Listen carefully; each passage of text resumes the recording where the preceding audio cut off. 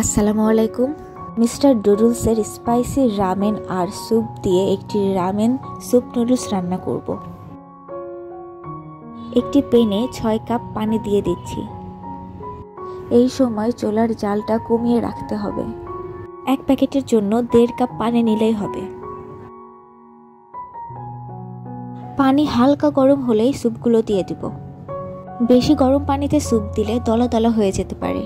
যে কোনো স্যুপ রান্না করতে গেলে হালকা গরম পানিতে দিবেন, তাহলে দেখবেন আপনাদের স্যুপটা যে পানিতে দেওয়ার পর দলা দলা হয়ে যায়, অমন হবে না ইনশাল্লাহ।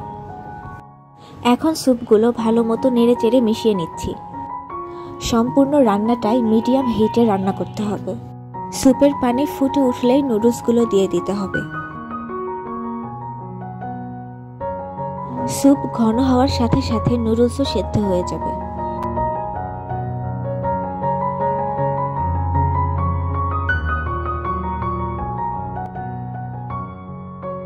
3-4 মিনিটের জন্য ঢাকনা দিয়ে ঢেকে দিচ্ছি।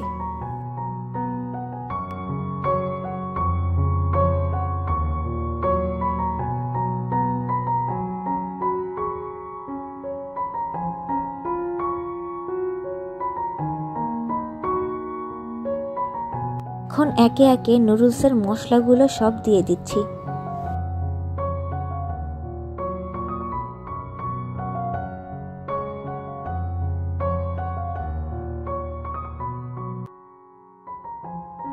দিয়ে দিচ্ছি পরিমাণ মতো লবণ।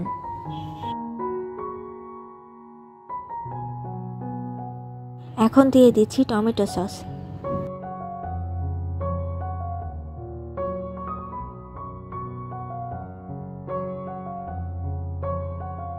ডুডলস স্পাইসি রামেন নুডলসের প্যাকেটে যে আলাদা আরেকটা মশলা থাকে, এখন সেগুলো দিয়ে দিচ্ছি।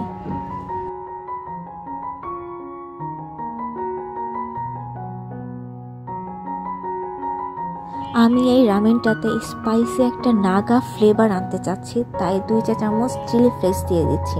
আপনারা যদি বেশি ঝাল খেতে না চান, এটা স্কিপ করে দিবেন।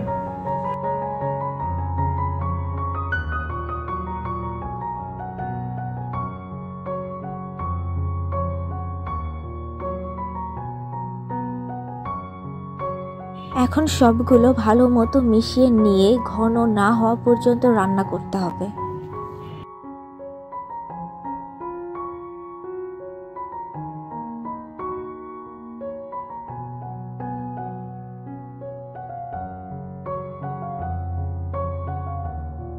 স্যুপটি যখন ঘন হয়ে যাবে, এই পর্যায়ে উপরে সাদা তিল দিয়ে দিচ্ছি।